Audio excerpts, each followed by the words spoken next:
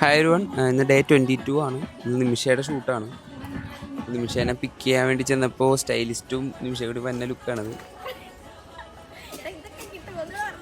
വേണ്ട വേണ്ട, ഇത് മതി അധികം അങ്ങോട്ട് ഓഫർ ആക്കണ്ട.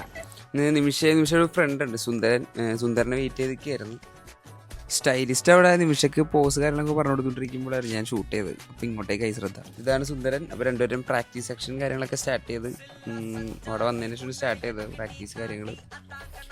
അത് കഴിഞ്ഞ് കുറച്ച് നേരങ്ങളിൽ സെറ്റായി. രണ്ടുപേരും കിടലനാണ്. എന്തായാലും റീലും അതുപോലെ രണ്ടുപേരുടെ അക്കൗണ്ട് ഞാൻ എന്തായാലും ഇവിടെ ടാഗ് ചെയ്ത് കൊടുക്കാം. ഇന്നത്തെ ഷൂട്ടും കാര്യങ്ങളൊക്കെ കഴിഞ്ഞ് നമുക്ക് കുറച്ച് പർച്ചേസിങ് പരിപാടി ഉണ്ടായിരുന്നു. അതൊക്കെ കഴിഞ്ഞു. ഞാൻ നിമിഷം പനമ്പിള്ളിയിൽ പോയി നമുക്ക് ചായ കുടിക്കാൻ വേണ്ടി. ഞാൻ ചുമ്മാ നിമിഷമെടുത്ത് വെച്ച് നിമിഷം എന്നെ പറ്റി എന്താണ് പറയാനുള്ളത് പറഞ്ഞിട്ട് മറ്റേ ജയറാം ഇരിക്കൂലേ പാപ ആ ഒരു സെറ്റപ്പ് ആയിരുന്നു. ആരാന്ന് പറയുകയാണെങ്കിൽ ഈ കൊല്ലത്തെ ഏറ്റവും വലിയ ഒരു വൺ ഓഫ് മൈ വിഷസ് എന്ന് പറയുന്നത് എൻ്റെ ഒരു വീഡിയോയിലും 1 മില്യൺ ക്രോസ് ചെയ്യണമെന്നായിരുന്നു. അങ്ങനെ വിഷൊക്കെ കഴിഞ്ഞ് എല്ലാവരും പോലെ 11/11 എല്ലാം മാനിഫെസ്റ്റും ചെയ്തിട്ട് എൻ്റെ ഒരു റിലേറ്റബിൾ മീമിന് 1 മില്യൺ ക്രോസ് ചെയ്തു. ജനുവരി 9th 1 മില്യൺ ക്രോസ് ചെയ്തു. അപ്പോൾ അറിയാമല്ലോ, അതനുസരിച്ച് അക്കൗണ്ടിന് എൻഗേജ്മെൻറ്റ് കൂടും. അറൗണ്ട് ഒരു 40 ലാക്കൊക്കെ എൻഗേജ്മെൻറ്റ്. അതൊക്കെ നമുക്ക് ഭയങ്കര ഒരു അച്ചീവ്മെൻ്റ് ആയിട്ടുള്ളൊരു കാര്യമാണ് as A new content creator എന്നുള്ള രീതിയിൽ.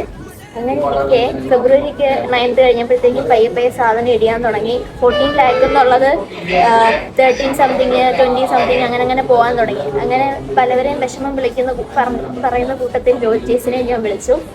എല്ലാവരും എന്നോട് പറഞ്ഞത് എന്നാ, നീ കൺസിസ്റ്റൻസി കീപ്പ് ചെയ്യ്, സാരമില്ല, നമുക്ക് അടുത്ത വീഡിയോയിൽ പിടിക്കാന്നാണ്. പക്ഷെ ഞാൻ ഇവനെ വിളിച്ചപ്പോൾ ഇവൻ എന്നോട് പറഞ്ഞത്, മോളെ ആ 1 മില്യൺ വീഡിയോ ആരോ ഉണ്ടാക്കിയത്. ഞാൻ പറഞ്ഞു, ഞാൻ അത്രേ ഉള്ളൂ. ഇതാണ് രോജിയസിനെ പറ്റി ഒറ്റ വാക്കിൽ പറയാൻ പറഞ്ഞാൽ ഇതാണ് രോജിയസ്.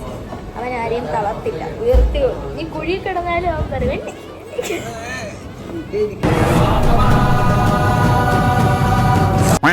അപ്പോൾ ഇന്നത്തെ ഷൂട്ടും കാര്യങ്ങളും കഴിഞ്ഞ് വീട്ടിലെത്തി. അപ്പോൾ എന്തായാലും ഇന്നത്തെ വീഡിയോസ് ഇത്രേ ഉള്ളൂ. എല്ലാവരും പോസിറ്റീവായിട്ടിരിക്കുക. Okay, by.